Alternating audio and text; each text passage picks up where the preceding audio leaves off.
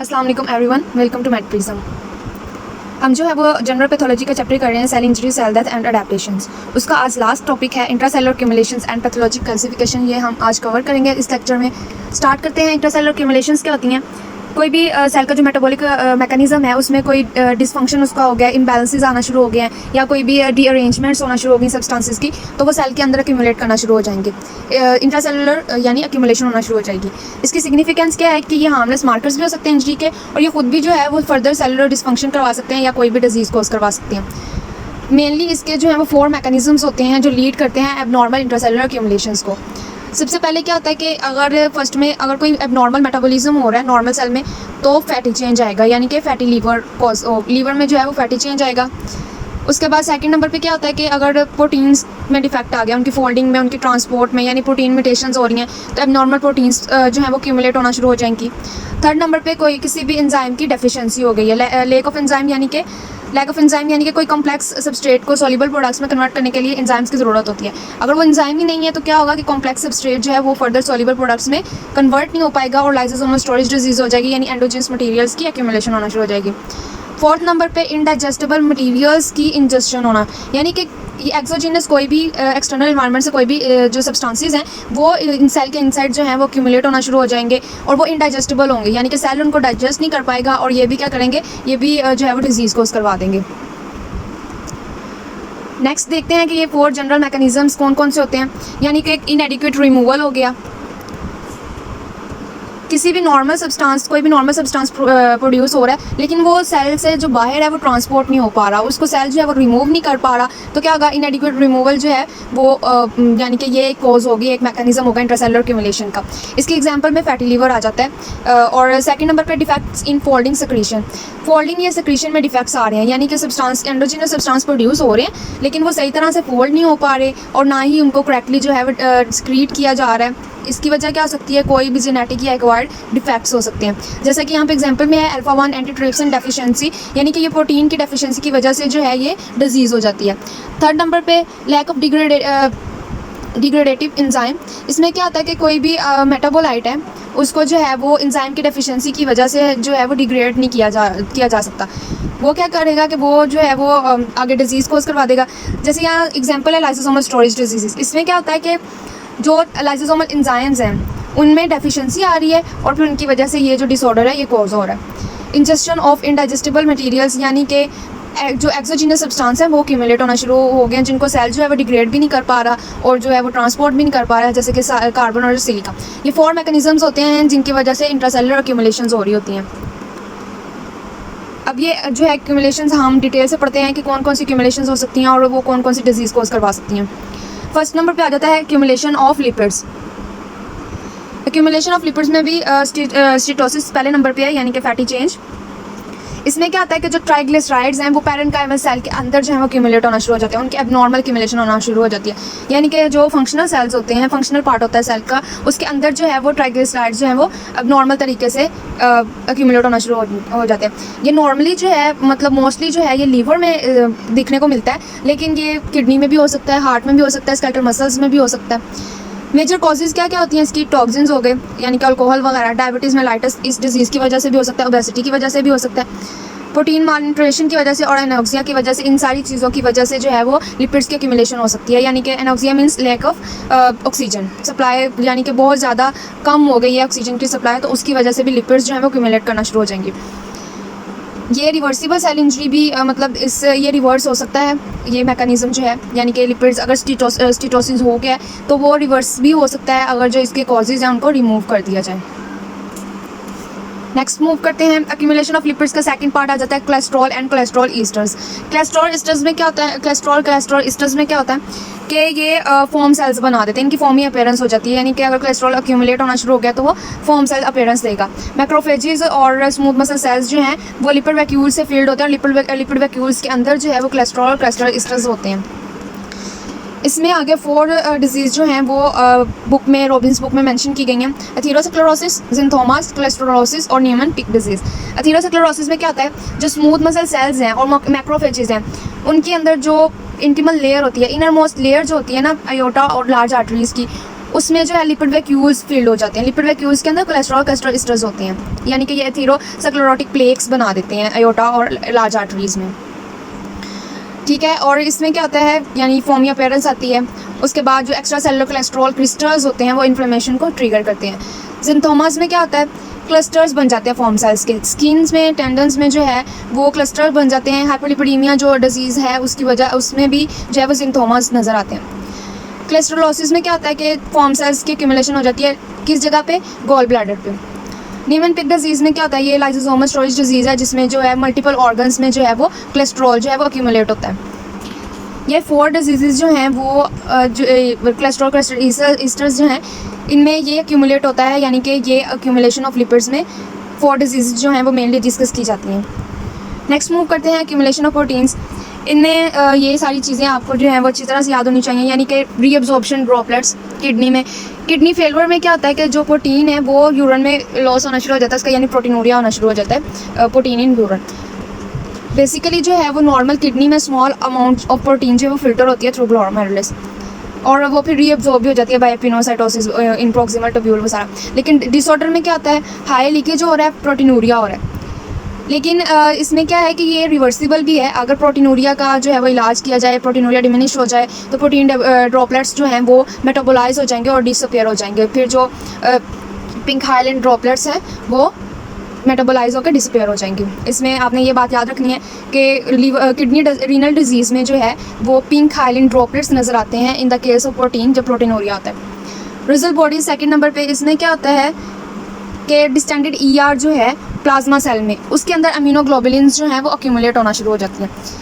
Third number पे आ जाता है defective secretion अल्फा-1 antitrypsin deficiency. Protein की डेफिशिएंसी की वजह से ये डिजीज़ होती है। इसमें क्या होता है कि जो प्रोटीन्स हैं म्यूटेड प्रोटीन्स वो मिसफोल्ड होती हैं और एंडोप्लाज्मिक रेटिकुलम के अंदर जो है वो जमा होना शुरू हो जाती हैं, और फिर क्या करती हैं कि ये लंग में भी डेफिशिएंसी कोज करती हैं, जिसको एम्फिसीमा कहते हैं, और लीवर डैमेज भी कोज करवाती हैं विया ER स्ट्रेस। ER स्ट्रेस जो है वो हम लास्ट लेक्चर में अच्छी तरह से डिस्कस कर चुके हैं। साइटोस्केलेटल प्रोटीन्स, अब साइटोस्केलेटल प्रोटीन्स जो हैं ये तो आपको याद होनी चाहिए, जो हमने एनाटॉमी में भी पढ़ी हैं कि ये सिवरल टाइप्स की होती हैं। इनमें माइक्रोट्यूब्यूल्स आ जाती हैं, एक्टिन फिलामेंट्स आ जाते हैं, मायोसिन फिलामेंट्स आ जाते हैं, इंटरमीडिएट फिलामेंट्स आ जाते हैं, बहुत सारी टाइप्स होती हैं साइटोस्केलेटल प्रोटीन्स की। अब प्रोटीन्स के एक्यूमुलेशन में इनका क्या रोल होता है, अल्कोहलिक हायालिन मेलोरी बॉडीज़। इसमें क्या होता है कि लीवर सेल्स के अंदर जो है वो इंक्लूजन्स बनना शुरू हो जाती हैं, जो कि कैराटिन फिलामेंट्स जो है उनसे कंपोज होती हैं, यानी कैराटिन फिलामेंट्स से बनी होती हैं। और अल्कोहलिक लीवर डिजीज़ में भी यानी कि ये एक्यूमुलेशन होती है इन प्रोटीन्स की। न्यूरोफिब्रिलरी टेंगलेंस, इसमें क्या होता है कि न्यूरोफिलामेंट्स जो है उनके एग्रीगेट बनना शुरू हो जाते हैं। न्यूरॉन्स में भी जो है वो अदर प्रोटीन्स जो है वो एक्यूमुलेट होती हैं, यानी जैसे अल्जाइमर डिजीज़ में होता है। प्रोटीनोपैथीज़ में क्या होता है कि ये एबनॉर्मल प्रोटीन्स की एग्रीगेशन होना शुरू हो जाती है। ठीक है, इसमें अमाइलोडोसिस आ जाता है, प्रायोन डिजीज़ लाइक क्रूटिस्पर्ड-जैकोब ये डिजीज़ का नाम है। इसमें भी जो है वो एबनॉर्मल प्रोटीन्स की एग्रीगेशन होना शुरू हो जाती है। नेक्स्ट पढ़ते हैं हाइलिन चेंज। क्या होता है हाइलिन चेंज, वैसे सिंपली एक डिस्क्रिप्टिव टर्म यूज़ की जाती है टिश्यू चेंज के लिए, जो कि result in homogeneous glassy pink appearance in HE stain. Specific accumulation नहीं होती, बट ये एक पैटर्न होता है। इंट्रासेलुलर भी इसकी एग्जांपल्स में आ सकता है, एक्स्ट्रासेलुलर भी आ सकता है। जो हम पीछे पढ़ चुके हैं वही इसमें एग्जांपल्स आ जाती हैं। जैसे इंट्रासेलुलर में रीअब्जॉर्प्शन ड्रॉपलेट्स, जो हमने पीछे पढ़ा कि प्रोटीनूरिया के केस में ड्रॉपलेट्स बनते हैं, पिंक हाइलैंड ड्रॉपलेट्स बनते हैं। रिजल बॉडीज़ ER में जो है वो एक्यूमुलेशन की वजह से जो है वो इम्यूनोग्लोबुलिन्स के एक्यूमुलेशन की वजह से जो बनती हैं रिजल बॉडीज़। अल्कोहलिक हाइलिन जो है वो भी हम अभी डिस्कस कर चुके हैं। एक्स्ट्रा सेलुलर में हाइलिनाइज्ड कोलेजन और स्कार्स में जो है वो कोलेजन जो है वो डिपोजिट होना शुरू हो जाती है, वो हाइलाइनाइज्ड हो जाती है। उसके बाद आर्टेरियोलर वॉल्स में जो है वो थिकेंड आर्टेरियोलर वॉल्स होती हैं, जैसे हाइपरटेंशन के केस में हो गया, डायबिटीज़ के केस में हो गया। ये सारी जो हैं वो हाइलिन चेंज की एग्जांपल्स हैं। नेक्स्ट मूव करते हैं एक्यूमुलेशन ऑफ ग्लाइकोजन। ये भी जो है इंट्रासेलुलर एक्यूमुलेशन है। इसमें क्या होता है, ग्लूकोज या ग्लाइकोजन मेटाबॉलिज्म में कोई भी एबनॉर्मेलिटी आ गई है, कोई उसमें डिफेक्ट आ गया, उसकी वजह से जो है वो ग्लाइकोजन की एक्यूमुलेशन होना शुरू हो जाती है। इसके अपीयरेंस किस तरह की होती है, साइटोप्लाज्मिक वैक्यूल्स इसमें नज़र आते हैं, और अगर इसको स्टेन किया जाए पीरियोडिक एसिड शिफ्ट रिएक्शन में तो वो ये रोज टू वॉयलेट अपीयरेंस देता है। एग्जाम्पल्स में डायबिटीज़ मेलाइटस आ जाता है इसमें, और ग्लाइकोजन स्टोरेज डिजीज़ आ जाती हैं, यानी कि ग्लाइकोजिनोसिस। डायबिटीज़ मेलाइटस में क्या होता है कि रीनल ट्यूब्यूल्स में, लीवर में या फिर पेंक्रियाटिक बीटा सेल्स में जो है वो ग्लाइकोजन की एक्यूमुलेशन होना शुरू हो जाती है। ग्लाइकोजन स्टोरेज डिजीज़ में क्या होता है कि कोई इंजाइमेटिक डिफेक्ट्स आए हैं ग्लाइकोजन की सिंथेसिस में या ब्रेकडाउन में, तो वो हार्मफुल एक्यूमुलेशंस हो जाती हैं, वेरियस ऑर्गन्स में मैसिव एक्यूमुलेशन होना शुरू हो जाती है। तो इसको ग्लाइकोजन की, तो ये ग्लाइकोजन स्टोरेज डिजीज़ है। नेक्स्ट मूव करते हैं एक्यूमुलेशन ऑफ पिगमेंट्स। एक्सोजीनस भी हो सकता है, एंडोजीनस भी हो सकता है। एक्सोजीनस यानी कि एक्सटर्नल कोई सब्सटेंस है उनकी एक्यूमुलेशन हो गई है, पिगमेंट्स है उनकी एक्यूमुलेशन हो गई है। एंडोजीनस कोई पिगमेंट्स या सब्सटेंस है तो उनकी एक्यूमुलेशन हो जाती है। पिगमेंट्स क्या होते हैं? कलर्ड सब्सटेंसेस होते हैं जो कि सेल्स के अंदर एक्यूमुलेट करते हैं। एक्सोजीनस पिगमेंट्स में यानी कि जो आउटसाइड बॉडी से मूव करते हैं सेल्स के अंदर, उनमें मेनली जो है वो कार्बन का नाम आता है कोयल डस्ट। ये क्या होता है कि पार्टिकल्स जो हैं वो जो इनहेल्ड पार्टिकल्स होते हैं उनको लंग मैक्रोफेजेस जो हैं वो फेगोसाइटोज करने की कोशिश करते हैं, और फिर क्या होता है कि वो लंग की जो है वो डिस्कलोरेशन हो जाती है। इस डिजीज़ को जो है वो एंथ्राकोसिस कहते हैं। इसमें ये जो है वो कॉल वर्कर्स में भी निमोनोकोनियोसिस करवा देता है। उसके अलावा जो टैटूज़ बनाते हैं, टैटू पिगमेंट, उसमें भी जो है ये एक्यूमुलेशन हो जाती है पिगमेंट्स की, यानी कि स्किन का जो है वो कलर ही चेंज कर देते हैं। नेक्स्ट एंडोजीनस सब्सटेंसेस की जो है वो पिगमेंट्स की एक्यूमुलेशन है। इसमें लिपोफिस्किन आ जाता है, मेलानिन आ जाता है और हेमोसिड्रिन आ जाता है। लिपोफिस्किन जो है वियर एंड टियर पिगमेंट है, यानी कि इसको एजिंग पिगमेंट भी कहते हैं। इसमें ब्राउनिश येलो ये इनसॉल्युबल पिगमेंट होता है। ये लिपिड्स और प्रोटीन्स के पॉलीमर से बना होता है और ड्राइव कैसे होता है? लिपिड पर ऑक्सीडेशन ऑफ मेम्ब्रेन्स। सिग्निफिकेंस क्या होती है? ये एक इंपॉर्टेंट एमसीक्यूज है कि ये जो है वो फ्री रेडिकल इंजरी और एजिंग का जो है ये मार्कर है। अपेरेंस वही येलो टू ब्राउन इसकी अपेरेंस होती है। ग्लैनुलर और पेरीन्यूक्लियर पिगमेंट होता है कि जो अराउंड द सेल न्यूक्लियस के इर्द गिर्द जो है ये अपेयर होता है। लोकेशन इसकी क्या होती है? हार्ट हो गया, लीवर हो गया, न्यूरॉन्स हो गए, उसमें ये इटसेल्फ जो है वो कोई इंजरियस स्टिमुलस नहीं है, लेकिन जब एक्यूमुलेशन होगी तो फिर ये कोई जो है वो डिजीज़ ज़रूर कॉज करवाएगा। मेलानिन क्या है? ये भी एक एंडोजीनस पिगमेंट है, ब्राउन टू ब्लैक पिगमेंट होता है। मेलानोसाइट्स जो है वो इसको प्रोड्यूस करते हैं और ये एक वाहिद और कॉमन जो है वो endogenous brown to black pigment है, ठीक है। इसमें इसकी जो है वो डिजीज़ में जो है वो अल्केप्टोनूरिया भी आ जाता है, ऑक्रोनोसिस भी आ जाता है, यानी पिगमेंटेशन जब होती है तो ऑक्रोनोसिस हो जाती है। नेक्स्ट एक्यूमुलेशन ऑफ पिगमेंट्स में हीमोसिड्रिन आ जाता है। Haemoglobin derived golden yellow to brown granular pigment होता है ये, जो कि स्टोरेज फॉर्म होती है आयरन की। हीमोसिड्रिन जो है वो आयरन की स्टोरेज फॉर्म होती है। इसका नॉर्मल फंक्शन क्या होता है कि जो है ये मेनली जो है वो आयरन फेरेटिन की फॉर्म में भी स्टोर होती है, लेकिन अगर एक्सेसिव आयरन होगी तो वो फिर जो है वो हीमोसिड्रिन की फॉर्म में एग्रीगेट करेगी। लोकल हीमोसिड्रोसिस में क्या होता है कि ये हेमरेज की वजह से भी हो सकता है। मैक्रोफेजेस जो हैं वो आरबीसीज को जो है फेगोसाइटोज करते हैं और हीमोग्लोबिन को जो है वो बिलीरुबिन में चेंज कर देते हैं। उसके अलावा जो है वो स्टोरेज आयरन जो है वो भी हीमोसिड्रिन के तौर पे स्टोर होती है। उसके अलावा सिस्टेमिक हीमोसिड्रोसिस में क्या होता है? आयरन ओवरलोड हो जाती है थ्रू आउट द बॉडी, और ये कॉज क्या करवाती है? हेरिडिटरी हीमोक्रोमेटोसिस कॉज करवाती है, हेमोलिटिक अनीमियास कॉज करवा सकती है, मल्टीपल ब्लड ट्रांसफ्यूजन्स में भी जो है ये मसला बनता है। नेक्स्ट हम डिस्कस करते हैं पैथोलॉजी कैल्सिफिकेशन क्या होती है। Abnormal deposition of calcium source in tissue. Calcification क्या होती है? Deposition of calcium source. इसकी टू मेन टाइप्स होती हैं, जिसमें डिस्ट्रॉफिक कैल्सिफिकेशन होती है और मेटास्टेटिक कैल्सिफिकेशन होती है।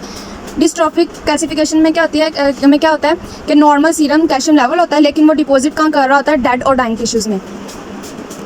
मेटास्टेटिक कैल्सिफिकेशन में क्या होता है कि नॉर्मल टिश्यूज़ के अंदर जो है वो एबनॉर्मल सीरम लेवल जो है वो कैल्शियम का होता है, यानी कि नॉर्मल नहीं होता। हाइपरकैल्सीमिया के केस में ये मेनली होता है। डिटेल में इन दोनों को डिस्कस करते हैं। डिस्ट्रॉफिक कैल्सिफिकेशन में क्या होता है कि नॉर्मल सीरम लेवल है, लेकिन जो है वो एबनॉर्मल टिश्यू या डेड डाइंग टिश्यू में डिपॉजिट हो रहा है। लाइक इसकी साइड्स जो हैं वो areas of necrosis, coagulative necrosis में हो गया, केशियस नेक्रोसिस में हो गया, लिक्विफेक्टिव नेक्रोसिस में हो गया, थीरोमास में, एजिंग के केस में हो गया, या डैमेज्ड हार्ट वॉल्व्स के केस में हो गया।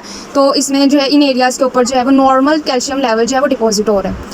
मैक्रोस्कोपिक अगर देखें तो फाइन वाइट ग्रीटी ग्रेन्यूल्स नज़र आते हैं, क्लम्प्स नज़र आते हैं, यानी कि सैंडी स्टोनी अपीयरेंस होती है इसकी। माइक्रोस्कोप में देखें तो बेसोफिलिक अमॉर्फस ग्रैनुलर डिपॉजिट्स नज़र आते हैं। इसमें स्मोमा बॉडीज़ भी नज़र आती हैं, जिनको जो है वो यानी कि स्मोमा बॉडीज़ को कॉन्सेंट्रिक लेमिनेटेड कैल्सिफाइड बॉडीज़ कहा जाता है।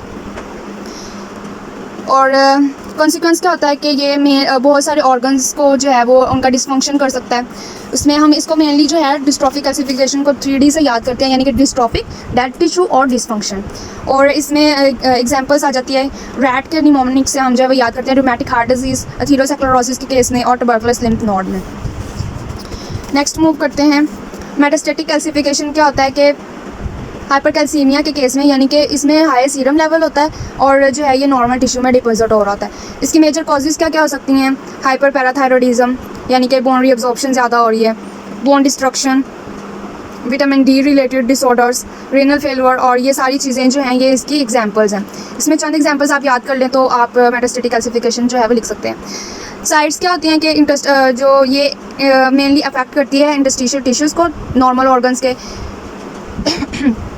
उसके अलावा किडनीज़ में, किडनी के केस में, लंग के केस में, गैस्ट्रिक म्यूकोसा, ब्लड वेसल्स, ये सारी चीज़ें जो हैं इनके केस में भी जो ये इन चीज़ों इस जगह पे भी जो है वो अफेक्ट करती है। ऑफन एसिम्टोमेटिक, यानी कि मेनली जो है इसमें कोई सिम्टम्स नहीं नज़र आ रहे थे, लेकिन फिर भी ये स्वेयर रीनल और लंग डैमेज कॉज करवा सकते हैं। ये था हमारा आज का लेक्चर। होप सो आपको समझ आई होगी। आपने जो है ये डिस्ट्रॉफिक कैल्सिफिकेशन और मेटास्टेटिक कैल्सिफिकेशन, इन दोनों का डिफरेंस अच्छी तरह से याद करना है, ये इंपॉर्टेंट है।